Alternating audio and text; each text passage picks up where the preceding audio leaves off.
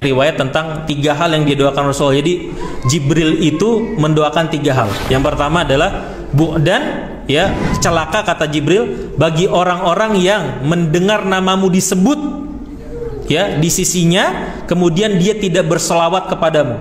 Ini celaka kata Jibril. Rasulullah bilang amin.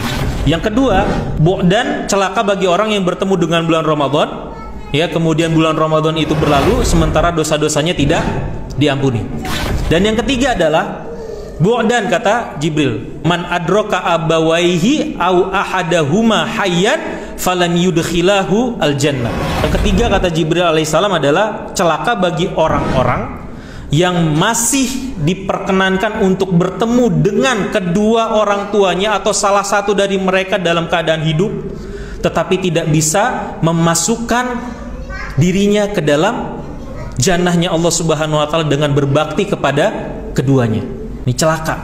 Maka salah satu pintu terbesar seorang bisa masuk ke jannahnya Allah Subhanahu wa taala itu adalah lewat berbakti kepada orang tua. Maka ini salah satu pintu yang terbesar, salah satu pintu yang terbaik. Dalam riwayat-riwayat kita bisa tahu bahwa yang namanya jannah itu banyak pintunya. Ada pintu siam, ada pintu sholat, ada pintu birrul walidain dan segala macamnya. Salah satu pintu yang istimewa, yang paling baik, yang paling bisa kita maksimalkan adalah berbakti kepada kedua orang tua. Maka jangan sia-siakan. Apalagi kita tahu hadisnya, Jibril bilang apa?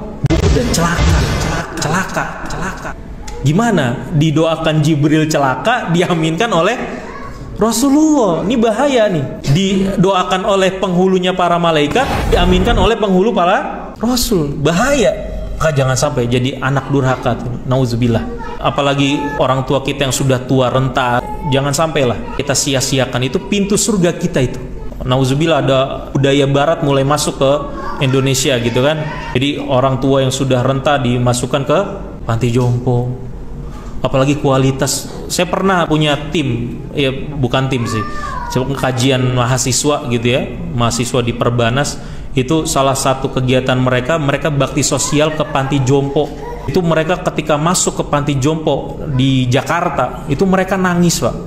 Ya, yang perempuan-perempuan tuh pada nangis. Kenapa? Lihat kualitas. Tuh Bapak tahu apa? Tempat tidur nenek-nenek, kakek-kakek di sana itu bukan kasur, Pak. Semen yang dialusin tuh. Tidur di atas itu mereka. Ketika ditanya di interview, sudah berapa tahun terakhir ketemu anak kapan? Sudah 5 tahun yang lalu. Terakhir ketemu cucu 3 tahun yang lalu. Ditinggalin dengan kondisi seperti itu. Mungkin masih masuk akal ketika kualitasnya kayak misalnya di negara Jepang, mewah segala macamnya. Ini seperti itu, seperti ditinggalin. Jadi kayak orang tua tuh kayak beban saja dalam hidup. Ini nggak boleh seperti ini, Pak. Sepantasnya itu dan seharusnya kalau sudah panti, sudah jompo, sudah tua, ya tinggal bersama kita. Kalau apalagi sudah sendiri gitu ya, tinggal sama anak laki-lakinya. Diurus, kasihan ya. Kasihan sama diri kita juga. Kita nggak bisa memaksimalkan orang tua dengan bakti. Itu pintu surga. Itu pintu surga kita.